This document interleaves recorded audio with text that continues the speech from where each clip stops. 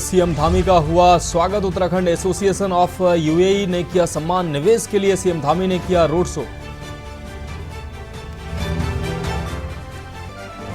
प्रदेश में निवेश के लिए धामी सरकार एक्टिव। उत्तराखंड प्रवासियों से की मुलाकात। साल में एक बार अपने प्रदेश आने का किया आह्वान।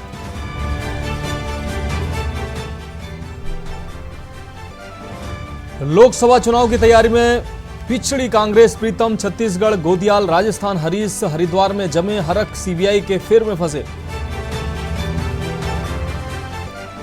मदरसे में मानसिक और शारीरिक शोषण का आरोप। अवैध मदरसे से 24 बच्चों को कराया गया मुक्त। पुलिस के शिकंजे में मदरसा संचालिका। उत्तराखंड चारधाम यात्रा में बना नया रिकॉर्ड। दर्शनार्थियों का आंकड़ा 50 लाख के पार पहुंचा। एक माह बाद शीतकाल के लिए बंद होगी चारधाम यात्रा। और प्रदेश में बदला मौसम का मिजाज। मौसम केंद्र ने बारिश और बर्फबारी का जताया पूर्वानुमान। केदारनाथ में हुई जमकर बर्फबारी। आप देख रहे हैं के न्यूज, खबरों का सारथी। नमस्कार, उत्तराखंड की खबरों में आपका स्वागत है। मैं हूं मनोज मानस। रुक करेंगे खबरों का। देहरादून से अहम खबर आ रही है। सीएम पुष्कर सिंह धामी का दुबई का अहम दौरा है। आपको बता दें, दुबई उत्तराखंड के बीच एमओयू साइन हुए हैं। दुबई में 5,450 करोड़ का ये करार हुआ है। 3 दिन के विदेश दौरे पर सीएम पुष्कर सिंह धामी दुबई पहुंचे हैं। तो दुबई और उत्तराखंड के बीच 5450 करोड़ के मुआहदे हुए हैं। 3 दिन के विदेश दौरे पर सीएम पुष्कर सिंह धामी दुबई में इस समय मौजूद हैं। सीएम पुष्कर सिंह धामी का ये महत्वपूर्ण दुबई का दौरा। दुबई और उत्तराखंड के बीच एमओयू साइन हुए हैं। दुबई में 5,450 करोड़ का करार हुआ है। तो दुबई पहुंचने पर सीएम धामी का जोरदार स्वागत किया गया है। 3 दिन के विदेश दौरे पर हैं सीएम पुष्कर सिंह धामी। तो उत्तराखंड में निवेश लाने के लिए सीएम की अनोखी पहल। निवेश लाने के लिए दुबई दौरे के लिए पहुंचे हैं सीएम धामी। 3 दिवसीय दुबई दौरे पर पहुंचे हैं सीएम धामी। इस दौरान दुबई में सीएम धामी का भव्य स्वागत किया गया है। दुबई में 5,450 करोड़ का करार हुआ है। 3 दिन के विदेश दौरे पर सीएम पुष्कर सिंह धामी दुबई पहुंचे हैं।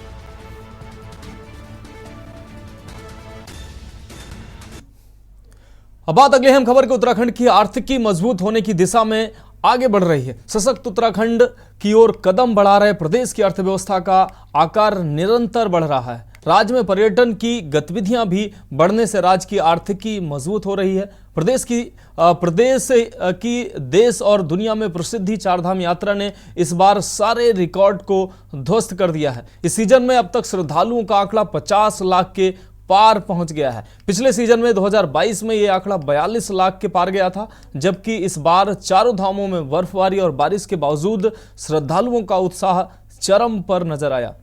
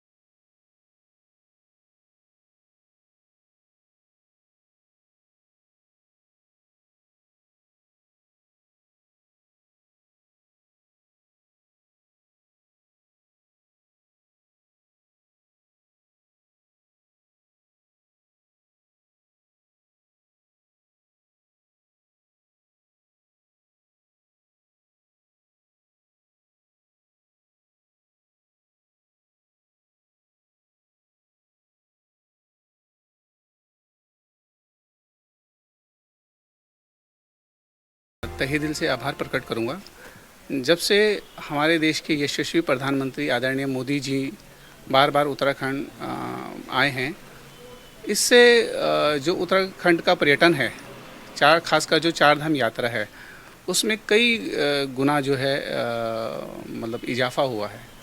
निश्चित तौर पर मैं ये मानता हूँ कि आने वाले समय में जो ये 50 लाख का आंकड़ा है, लगभग मेरा ये मानना है कि आने वाले वर्षों में ये आंकड़ा करीब 1 करोड़ लोगों का होने की पूरी संभावना है। पुष्कर सिंह धामी जी लगातार प्रदेश के हित में और प्रदेश के आर्थिकी को मजबूत करने के हित में लगे हुए हैं। इसी संदर्भ में उनका अभी एक विदेश दौरा भी चल रहा है। निश्चित तौर पर उत्तराखंड की आर्थिकी को मजबूत करने के लिए ये ज़रूरी है कि यहाँ पर इन्वेस्टर आएँ, उत्तराखंड में निवेश करें और उत्तराखंड के जो बच्चे हैं, युवा हैं, उनको भी आर्थिकी रूप से उनको रोजगार मिले। पीठ थपथपाने का काम कर रही है। उन यात्रियों से तो पूछिए जो क्या अनुभव लेकर के उत्तराखंड से गए हैं। चारधाम यात्रा में लगातार अव्यवस्थाएं थी। आपने देखा कि स्वास्थ्य सेवाएं तो दूर दूर तक नज़र नहीं आई। तमाम तीर्थ यात्रियों की जो है शुरुआत में ही मौतें हुई और ये सिलसिला लगातार चलता रहा। लोगों को जो है यात्रियों को रहने खाने की जो समस्याओं का सामना करना पड़ा। केदारनाथ जी में जो है दर्शनों के लिए जो है कितनी लंबी लंबी कतारें थी। क्या अनुभव लेकर के यात्री गए, वो तो उन्होंने अपनी वीडियो बना करके जो है वायरल करने का काम किया। राज्य की छवि तब सुधरती, हम इस यात्रा से तब जाकर के अच्छे अनुभव लेते। अगर तीर्थ यात्रियों को कोई जो है खराब अनुभव नहीं होते, उनको जो है व्यवस्थाओं से न जूझना पड़ता, जो है ट्रांसपोर्ट तक की व्यवस्था सही नहीं थी, यात्री जो है खुले आसमान के नीचे रहने के लिए मजबूर थे। तो आप रिकॉर्ड खेल रहे हैं और जो तीर्थ यात्री खराब अनुभव लेकर के जा रहे हैं, उससे राज्य की अच्छी छवि बन रही है।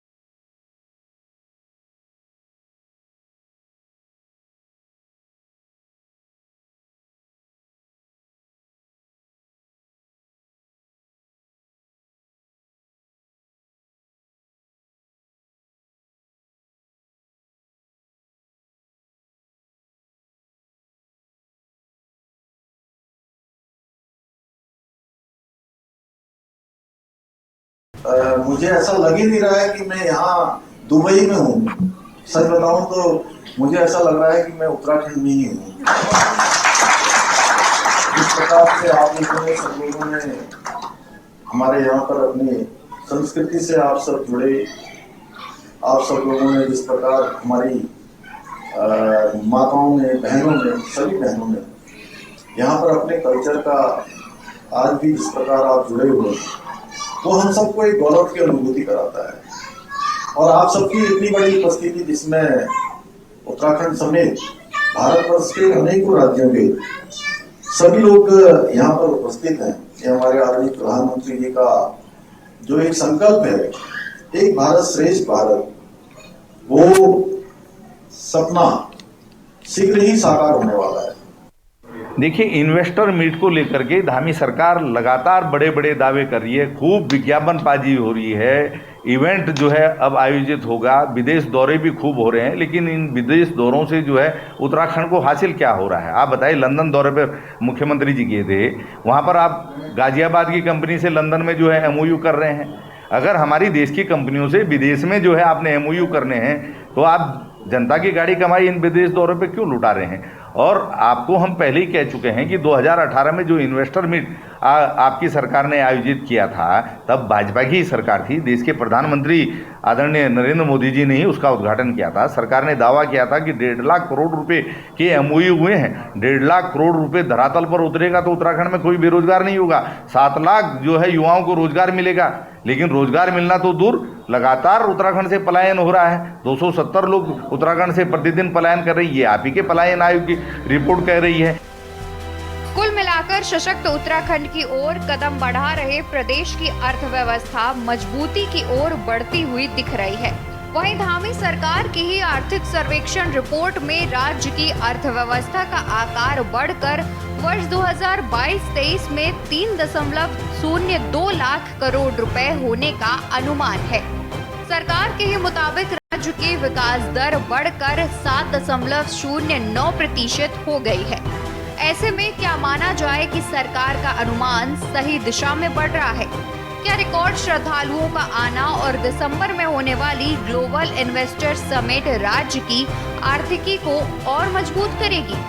Uttarakhand desk report.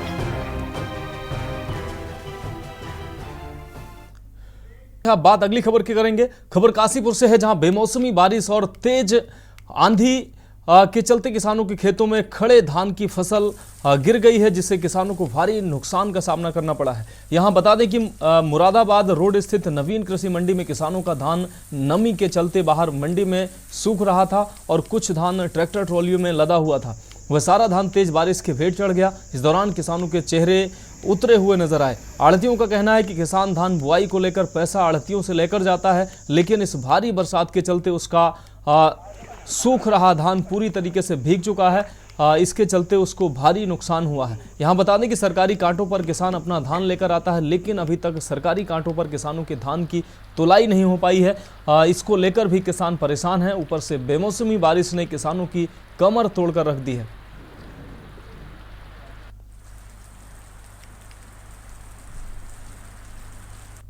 उसमें जो दिल्ली नंबर की कार दिखाई दे रही है, उस वाहन स्वामी से हमने दूरभाष पे वार्ता की है और उनके लाइसेंस की विरुद्ध कार्रवाई के लिए उन्हें हमने अपने RTO में अभी समन किया है। मैम, कहीं ना कहीं नियमों का उल्लंघन किया जा रहा है। तमाम लोगों से क्या कहने का कि इस तरह के जो मेन रोड पे और ऐसे रोड जगह पे पब्लिक के रेस्टर पे शराब पी के गाड़ी के छत पे क्या अनिवार्य है? इस तरह से कुछ इस तरह से तो जो भी वाहन का मतलब इस तरह से करेगा पब्लिक प्लेस में, वो कहीं भी उसको सही नहीं है और इस संबंध में जो है नियमानुसार प्रवर्तन की कार्रवाई की जाएगी और लाइसेंस के विरुद्ध भी कार्रवाई की जाएगी। अब बात अगली खबर की करेंगे। देहरादून सहित राज्य के कई जिलों में बारिश होने से अचानक ठंड बढ़ गई है। हरिद्वार में तेज आंधी के चलते कई जगह पेड़ की शाखाएं भी टूटकर गिर गई हैं। वहीं हल्द्वानी में भी मौसम का रुख अचानक बदल गया है। तेज आंधी तूफान के साथ बारिश ने लोगों को ठंड का एहसास करा दिया है। मौसम का डरावना रूप देखकर लोग जहां थे वहीं थम गए। उत्तरकाशी में बादलों के आगोश में और सर्द हवाओं में लोगों को गर्म कपड़े पहनने पर मजबूर होना पड़ा। मौसम विभाग ने पर्वतीय जिलों में बारिश का ऑरेंज और मैदानी इलाकों में येलो अलर्ट जारी किया है। हालांकि 18 अक्टूबर से प्रदेश भर में मौसम शुष्क रहेगा।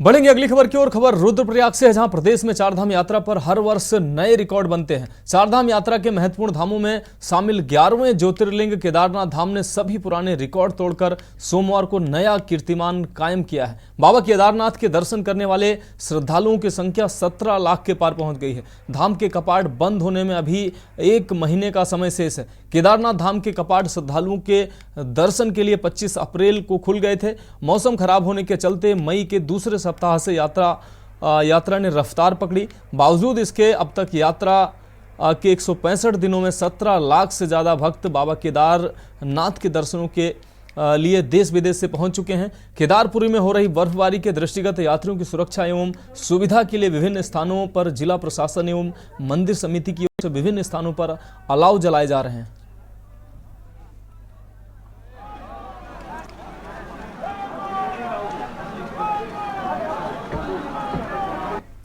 ब्रेक के बाद एक बार फिर से उत्तराखंड की खबरों में आपका स्वागत है। अब बात अगली खबर की करेंगे। खबर सितारगंज से है, जहां कोतवाली थाना क्षेत्र के शांति कुंज निवासी एक महिला ने शिकायत की है कि उसका पति 3 पत्नियों को छोड़कर चौथी शादी करने की तैयारी कर रहा है। महिला की शिकायत पर पुलिस ने आरोपी पिता पुत्र को दिल्ली से गिरफ्तार कर लिया है। सीओ सिटी अनुषा बड़ोला ने बताया कि 1 महीना पहले, आपको बता दें, एक महिला ने शिकायत की थी कि उसका पति पूर्व में 2 लड़कियों के साथ शादी.com से शादी कर उनको छोड़ चुका है और अब चौथी शादी करने की फिराक में है। मामले का खुलासा सीओ सिटी ने प्रेस कॉन्फ्रेंस के जरिए किया।